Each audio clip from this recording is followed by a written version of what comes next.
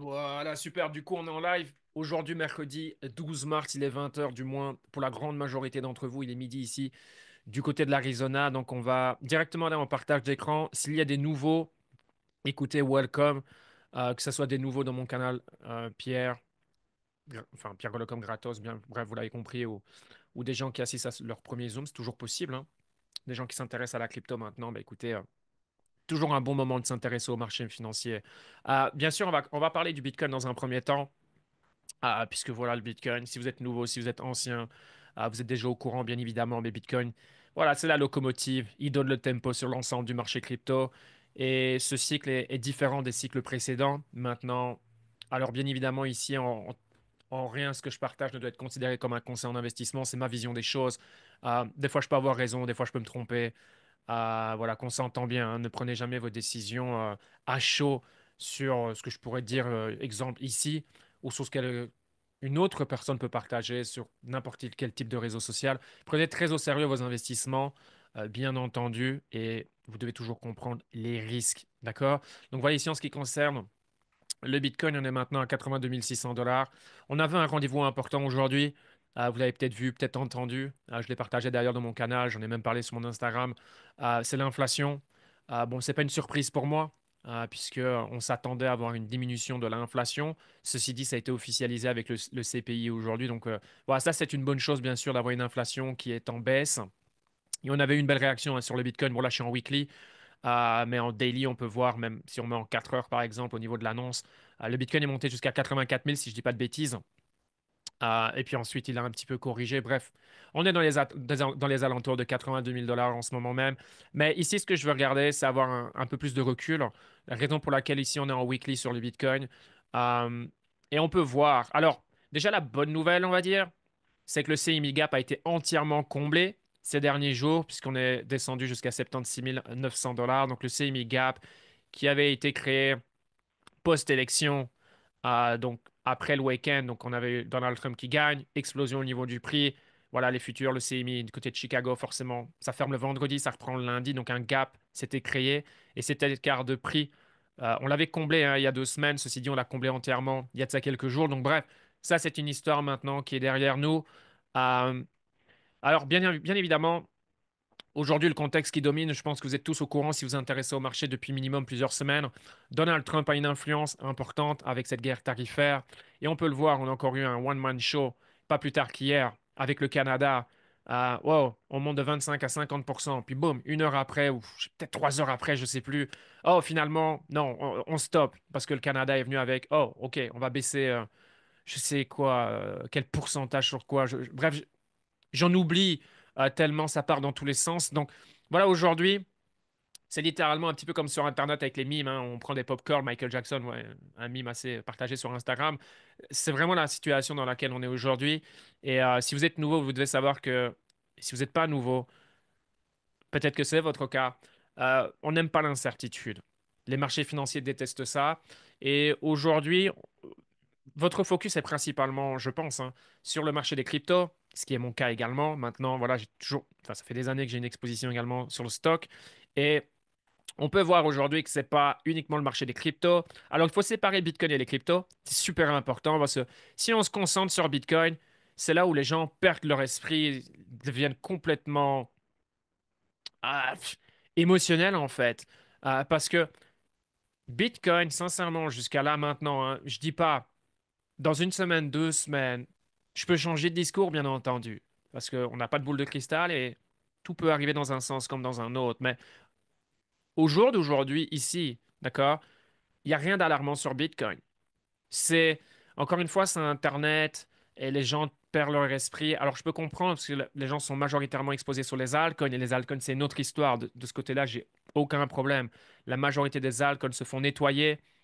Le bon côté des choses, c'est que la majorité du marché est oversold, ce qui ne veut pas dire qu'on ne peut pas aller plus bas, bien sûr. Mais bon, on est vraiment sur un marché qui s'est vraiment fait nettoyer. Mais si on se concentre sur Bitcoin, et c'est pour ça, encore une fois, que le money management fera la différence, qu'il ne faut pas non plus être trop gourmand, parce que voilà, je pense qu'aujourd'hui, Bitcoin, il a sa place dans n'importe quel portfolio. Euh, Encore une fois, chacun a son game plan. S'il y en a qui ont des petits capitaux qui veulent prendre le risque pour potentiellement avoir plus de retours et donc ne pas avoir d'exposition sur Bitcoin et sur les altcoins. OK, mais jusqu'à aujourd'hui, sur ce cycle en cours, il valait mieux avoir du Bitcoin que n'importe quel autre altcoin. Bien sûr, il y a toujours des altcoins qui vont tirer leur épingle du jeu, bien sûr, mais de manière assez générale, il valait mieux avoir une exposition sur le Bitcoin. Et le plus importante était cette exposition, mieux c'était. Et forcément, ça nous met dans une situation beaucoup plus favorable que les gens qui ont une exposition moindre, voire absolument aucune exposition. Mais si on prend les cycles précédents, d'accord, on ne va pas revenir, mais chaque cycle aussi, on va avoir des corrections. Un marché va jamais monter de manière verticale, comme un marché va jamais descendre de manière verticale. D'accord?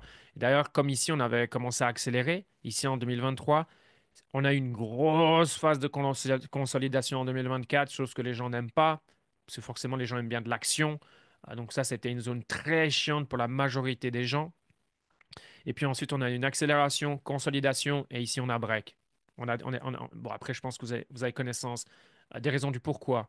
On a break, du moins ce qui a influencé le marché et le Bitcoin à casser ici son support et maintenant à être là où on est aujourd'hui.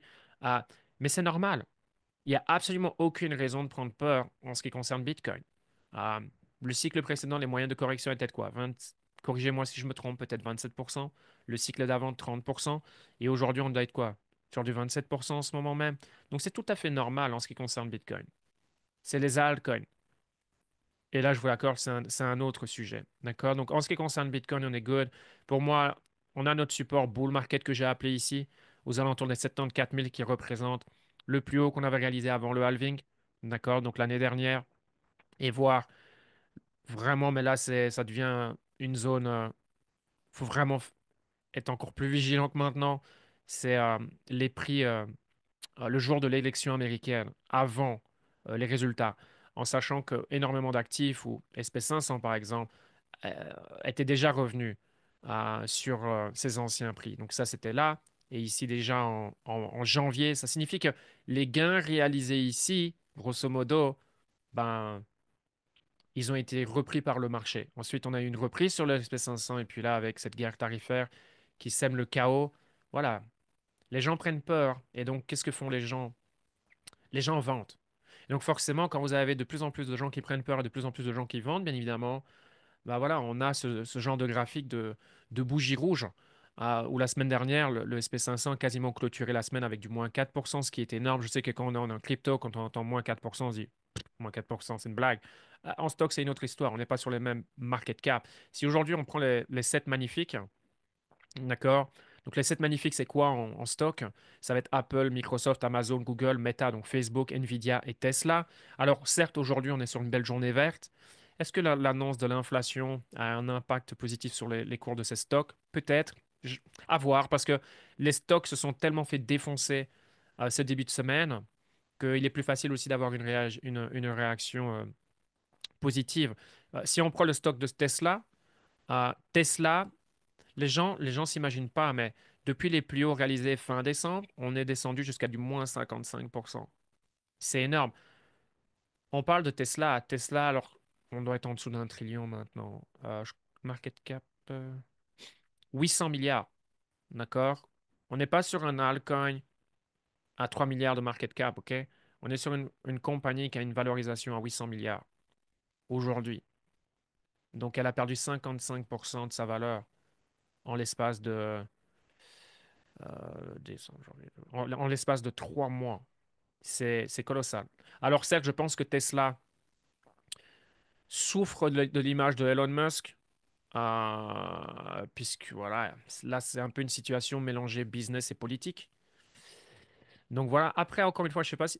Est-ce qu'il y a des gens qui détiennent Tesla dans leur portfolio? Dites-le moi dans le chat, tiens, à titre de curiosité. C'est mon cas, hein. C'est mon cas personnellement. Je pense que tout ça est éphémère en ce qui concerne Tesla, hein, parce que là, les gens se déchaînent sur Tesla. C'est ce que j'ai dit encore une fois récemment. Moi ici, bon, j'habite aux États-Unis, mais je connais des gens, enfin je connais des gens que je fréquente entre guillemets au sport. Voilà, c'est des gens qui m'ont rajouté sur Facebook, donc bon, j'ai accepté, on va dire.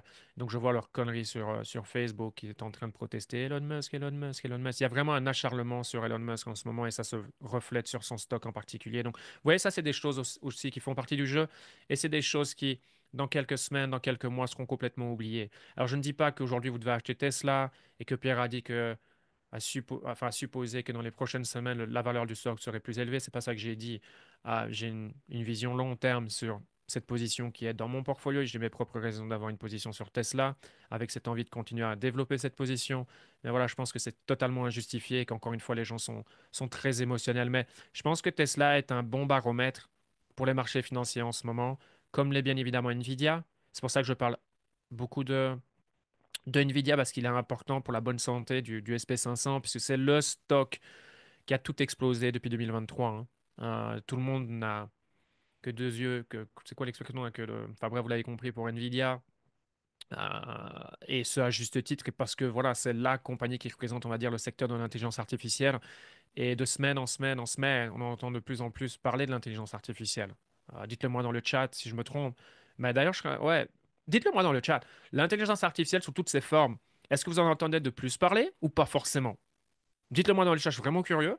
Mais peu importe la manière, hein, je ne parle pas d'un point de vue investissement, Nvidia, peu importe quelle forme, mais si vous entendez parler d'intelligence artificielle de plus en plus, ou alors, bah, non, pas forcément, prêtez pas plus attention que ça, parce que forcément, les algorithmes, on passe pas mal de temps sur Internet, et forcément, si on regarde du foot, du foot, du foot, bon, les algorithmes vont nous mettre davantage de football.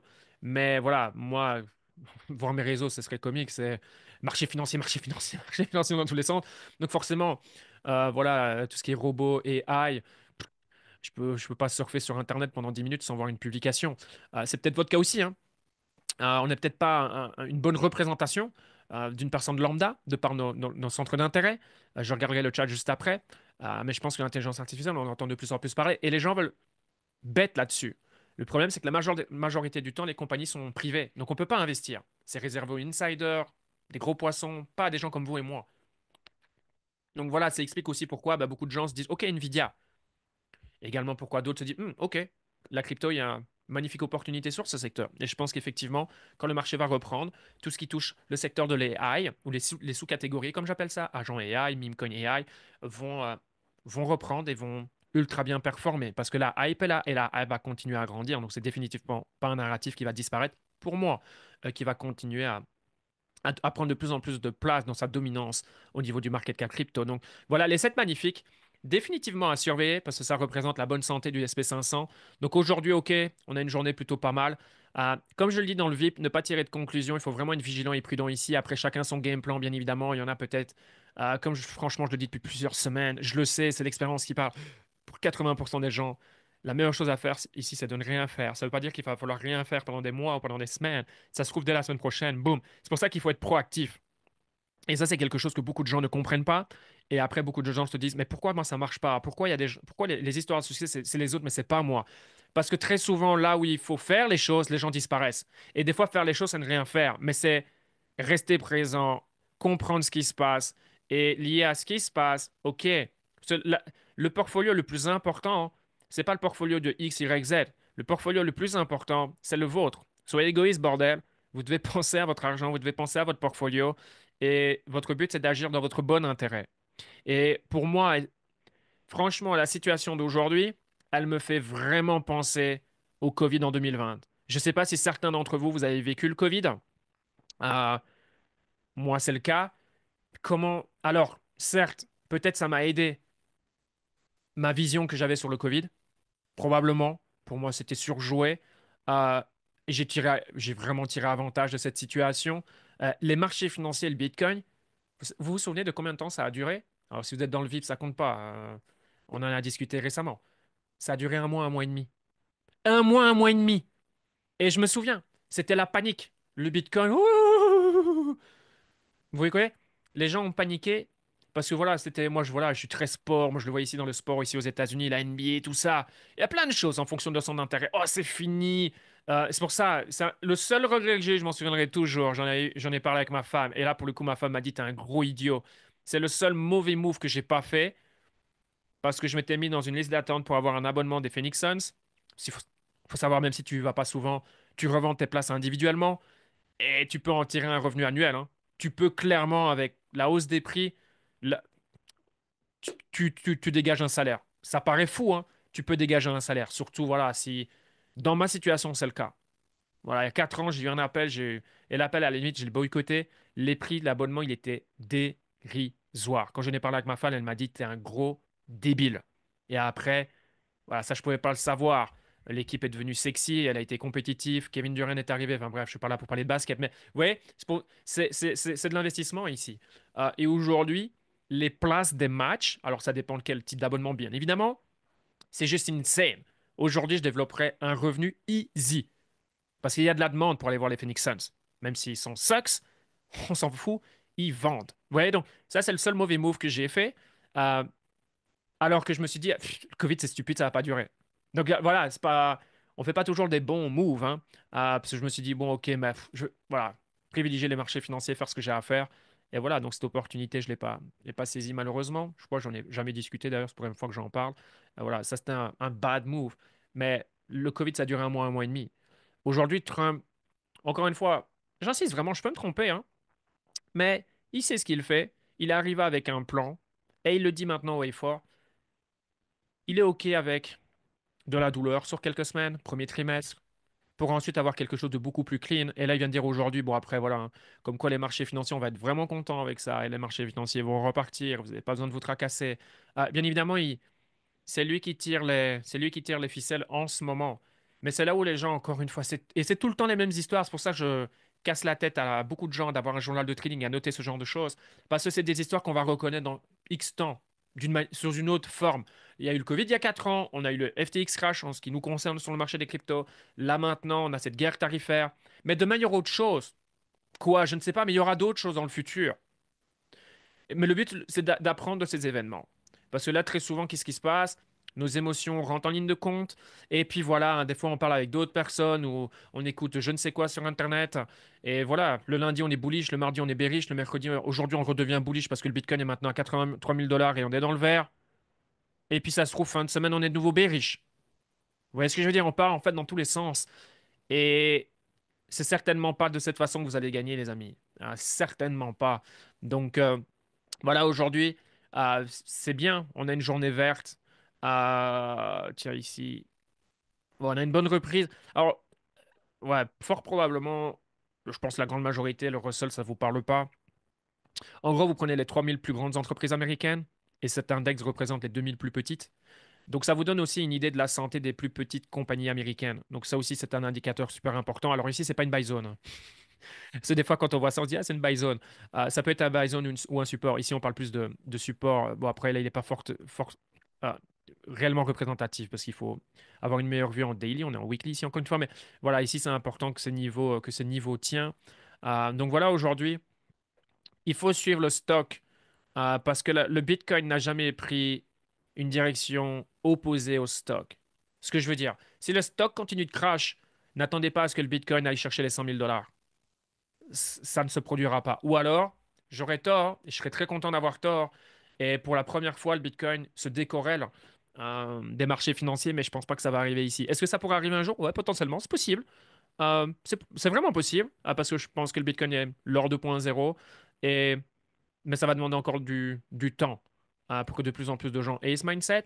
Donc voilà, je pense pas que ça va arriver sur ce cycle en cours. Donc si on a une bourse où c'est peu importe les news que l'on a, sauf s'il y a vraiment une news ultra bullish, que le marché se dit waouh, ok, mais je vois pas ça arriver ici dans les prochains jours et dans les prochaines semaines. Donc voilà en ce qui concerne le stock, voilà pourquoi on parle de stock alors que notre intérêt principal c'est le marché des cryptos. Et alors le VIX, forcément le VIX a surveillé.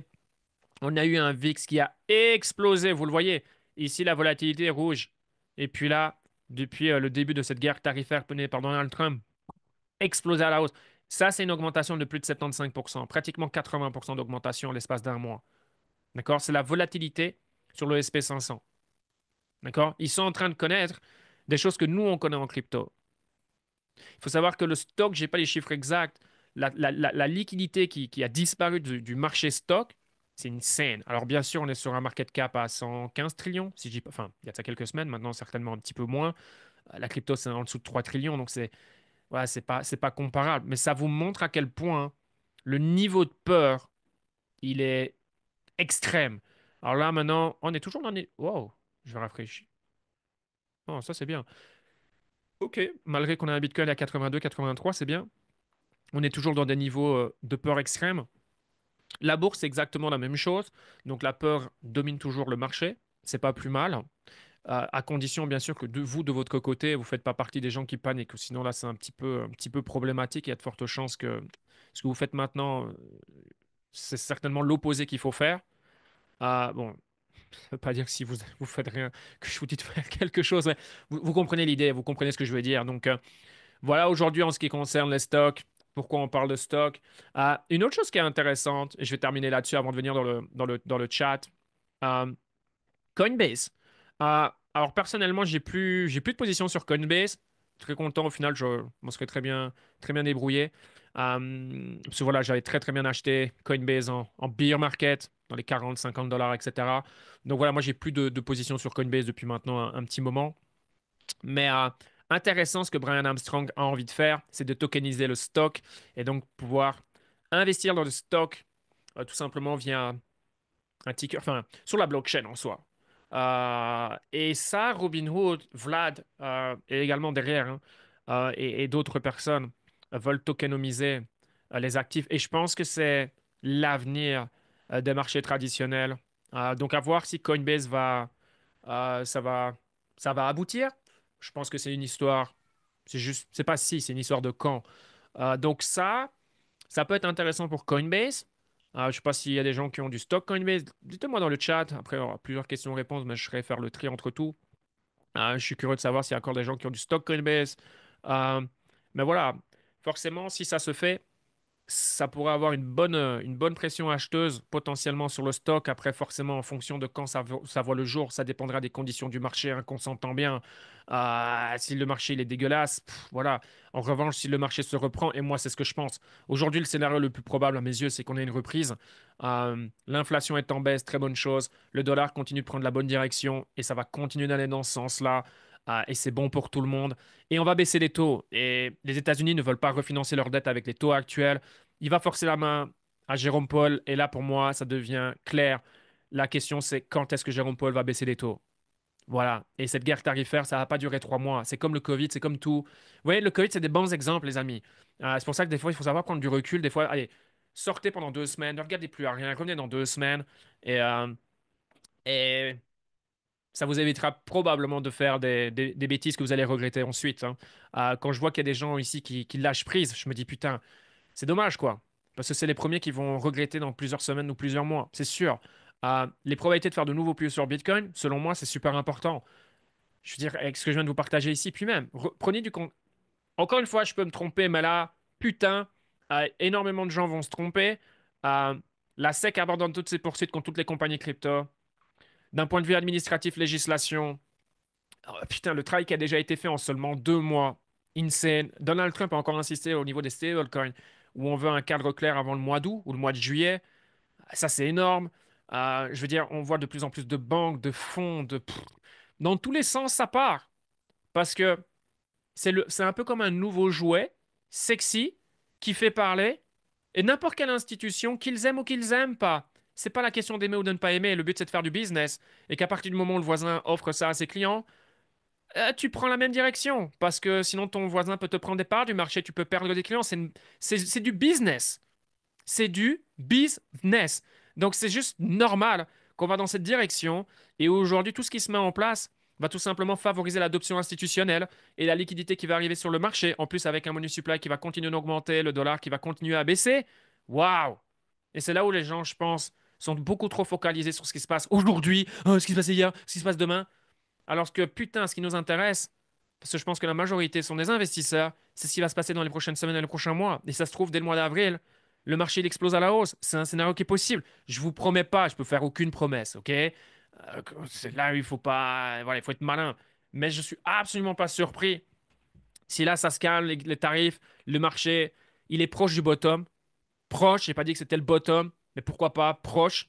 Ok, peut-être encore une semaine, 2 semaines de douleur jusqu'à avril, et puis que courant du mois d'avril, boum, ça part. Est-ce que je serais surpris? Non. Ou alors le marché consolide, ce serait pas plus mal, hein?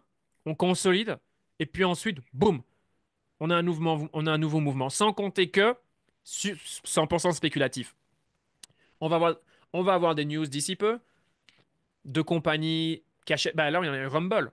On a Rumble, entre guillemets, concurrent de YouTube, qui a racheté du Bitcoin aujourd'hui. Quel type de montant? Mais bon, voilà, moi, je m'attends à d'autres types de news. Ouais, Rumble a acheté pour 27 millions de Bitcoin.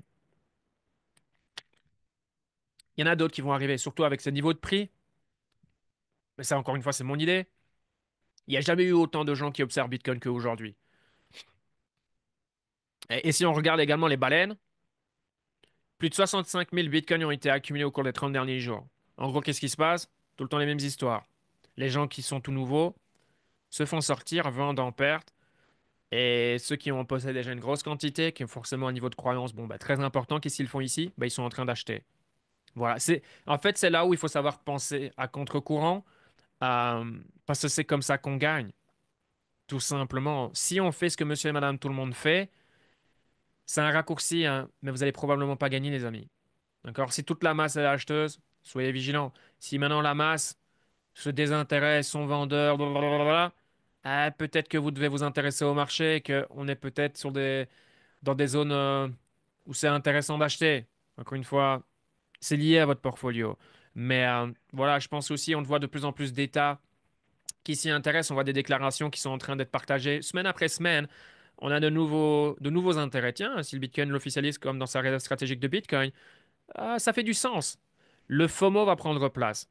La question, c'est quand? I don't know. Et est-ce qu'on a réellement besoin de ça pour aller plus haut? Je ne sais pas, à voir. Je fais quand même partie des gens, et je l'ai déjà dit, hein, qu'on a besoin on a besoin d'un nouveau narratif, parce qu'on a cette zone ici où on a toujours manqué de demande, hein. À chaque fois qu'on est au-dessus des 104, 105, jusqu'à notre plus haut atteint, il n'y avait pas suffisamment de demande. Voilà pourquoi on n'a jamais été réellement plus haut. Donc je pense ici, même si on a une reprise, il faut quelque chose.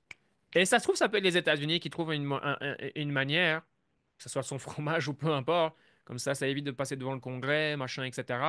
Et de faire un switch et de dire, OK, voilà, on vient d'acheter de nouveaux Bitcoins. Parce que je pense que le marché, c'est ce qu'il attendait. C'est ce que tout le monde attendait, que les États-Unis achètent de nouveaux Bitcoins sur le marché pour constituer, développer leur réserve stratégique de BTC. Donc voilà, donc Coinbase à suivre. En tout cas, c'est le futur, de pouvoir acheter des stocks sur la blockchain.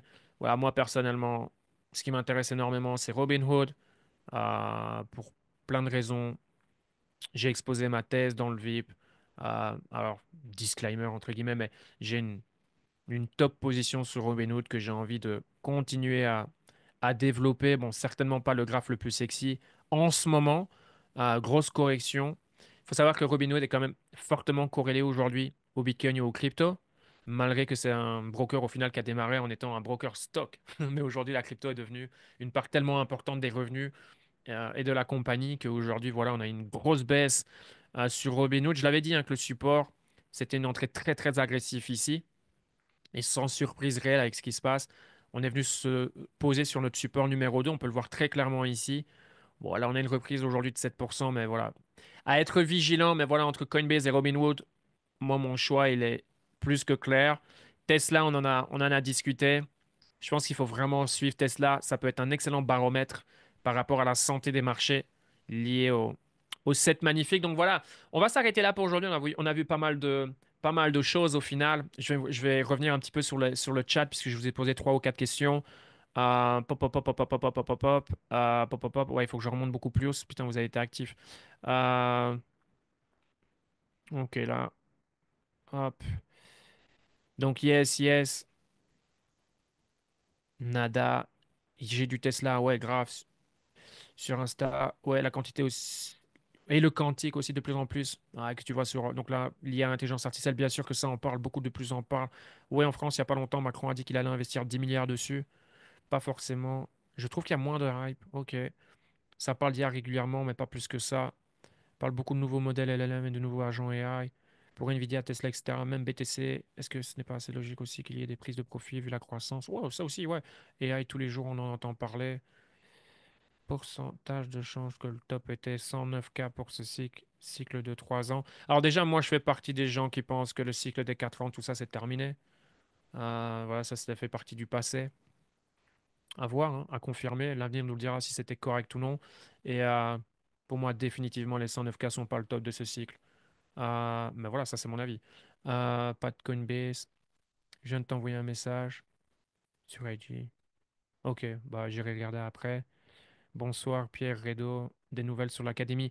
Yes, ouais, l'académie, je vais la lancer probablement cette semaine.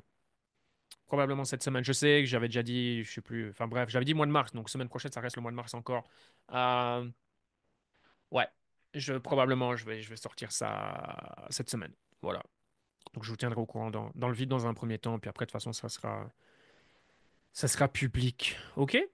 Nickel. Bon, vous avez bien participé dans le chat. Et aujourd'hui, on est déjà un peu plus nombreux que les semaines précédentes. Liés... C'est fou, hein? Quand les prix montent, on est toujours beaucoup plus. Et quand les prix descendent, on est toujours moins. Donc ça aussi, ça vous donne une idée, hein, forcément. Alors, c'est pas rocket science, comme on dit, mais ouais, c'est intéressant. C'est intéressant. Voilà, après, je sais pas si certains ont des questions liées au marché, liées à une position en particulier. Mais sinon, on s'arrête là, on s'arrêtera là. Je pense qu'on a fait un bon live. On a vu pas mal de choses de manière assez générale. Les gens sortent du marché parce qu'ils ont fait -12 sur BTC. Faudrait pas qu'il ait mon portfolio. Ouais, ça c'est lié à lié à comment on le développe, etc. Ouais, -12 sur BTC. Alors ça c'est une question, forcément, beaucoup de gens se la posent. Et je vais te décevoir du coup, Redo. Donc la question de Redo dans le chat, c'est, tu vois une Alcon Season pour quelle période de l'année? Tu vois? Et ma réponse en plus, elle voudrait rien dire parce que personne ne peut timer le marché. Donc automatiquement, il y aura des gens qui se prêtent au jeu sur Internet et qui vont te dire, ouais, ça va arriver en octobre. J'ai vu Ace qui disait ça. Mais il dit ça depuis un petit moment. Oh, le Bitcoin va descendre à 70 et puis après, le top sera à 150K et ça va arriver dernier trimestre de l'année. D'autres disent, oh, le top, on va avoir un long cycle et on va top en 2026. Je serais pas surpris que ça soit le cas d'ailleurs. Absolument pas surpris. Et moi, je suis pas surpris vu le contexte actuel, qu'en fait le marché surprend tout le monde. Et que quand le marché s'accélère, le marché accélère vraiment très très vite et que les gens courent après les prix.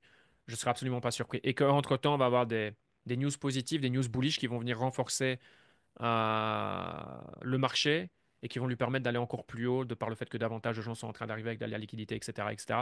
Voilà, moi c'est comme ça que je vois les choses maintenant. Qu'est-ce que j'en sais de quand? C'est comme, voilà, certains disent, oh, l'été, c'est mort, l'été, comme on dit l'expression, en mai, on s'en va, quoi.